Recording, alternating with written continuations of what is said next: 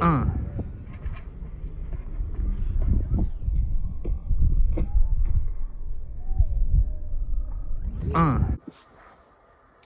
What's up, guys? So it's now post meet. I was able to get all 6 jumps in. I fouled 1, which is huge, which you'll see is about a 7.1 plus jump, which equates to be about 23 feet, maybe mid or low. So like 23.4. I'm super happy with the results. I was able to walk away healthy. Got data back from the meet. I feel as though now I know I'm ready to start approaching a little bit of a further approach. Maybe somewhere around the ballpark of 9 steps left, which will be a total of 18. I'm a more velocity-driven long jumper, so I do need a lot of speed going into that board. And without the time to kind of build rhythm in the back of my run, I can't get into a rhythmic approach, which equates to a more elastic jump at the board.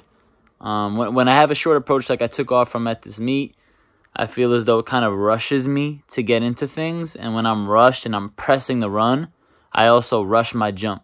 So the approach or your run is super correlated into how you jump, at least for me. But that kind of crosses all planes for every individual. How you create your run and your approach dictates majority of the time how you're going to jump. So for me, I like to build rhythm, get my velocity going, and then build it into the board and have more of an elastic approach into the jump. And with that, I'm in a better position, which equates to better air mechanics. So I can land my jump more successfully and use the time in the air in a more optimal perspective or standpoint. So, you know, I'm super happy with the meet, though. It's been over 2 years now where I haven't been able to compete due to injury. So this is the first jump. The best way I can describe it is like it was almost like this overwhelming feel of elation. Like just every part of rehab and all my training throughout the years kind of just like poured out after I jumped. You know, there was definitely a propensity to go into the meet as I felt as though, you know, I was a little scared, and there were feelings of doubt that crept in. Like, you know, you're ready, you train, right? Like I train, I'm building my speed, I'm feeling strong, but it's a different beast to tame when you go into competition.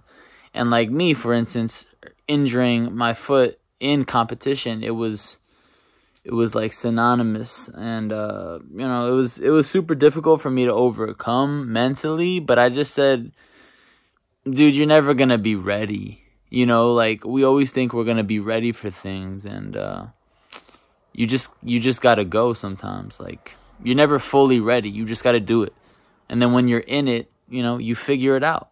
It's like, you know, you always look back at certain things in your life and you're like, how did I do that? And like, there's no real answer. You kind of just adapt and you figure things out. And that's really what grows you to be a stronger individual. And that goes for track, that goes for anything. So, you know, there's many lessons taken from this meet. It shows me that, you know, as I'm growing into a man, a young man, I'm learning my ability as an individual to overcome obstacles lies definitely within my mind. And I think we don't fully know how strong our bodies are until we put it to the test. And sometimes doing the things that are very uncomfortable are necessary. And yeah, I don't want to get too philosophical, but you know, it was just a huge pleasure to be out there at the meet. And I really want to thank Anthony for coming through. And Anthony's one of my athletes from Montclair State University. He came through and was my coach for the day. So tables turned, and he helped me out, get my steps, gave me feedback and cueing throughout the meet. Super smart kid. I say kid, and he's only, 6 years younger than me, but super smart kid. And he has huge potential as a coach in the future, definitely. Huge potential currently as an athlete, but you know, whatever he does decide to do, I know as a coach he'll be highly successful. His ability to perceive things and then inflect his opinion and his feedback to an athlete is very strong. And so I was able to learn stuff about myself, but then also give Anthony an opportunity to learn more about himself as a coach. And so, like, for real, this day was just really good. I love this sport of track and field, and I'm starting to see that, like, man, I missed it. Like, you know when you miss something and you try to convince yourself you don't miss it? Because you're like, nah, bro, like, I don't need that. Like, I'm good. Like, we convince ourselves a lot in life that we're okay. Like, you're working 3 jobs and you have no time to yourself. You're kind of miserable, but you wake up every morning. You convince yourself, we got to do this. We got to go. By the way, I'm not talking about myself, of course, right?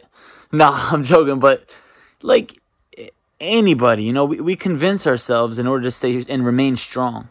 And there was a point in my life where I convinced myself I didn't miss track and I was going to be okay not competing again. And today really opened my eyes on why I need to continue to enter meets and put myself into those uncomfortable situations where I compete. So this is just the start of something. I'm looking to run a 100 and a 200 maybe 2 weeks from now. So I'll keep you guys posted. But hey, I really appreciate you, Anthony, again, man. I know I said it in person. And I appreciate everybody who helped me get to this point. Everybody. You know who you are. I appreciate it. So, thanks, guys. And stay tuned for the next meet.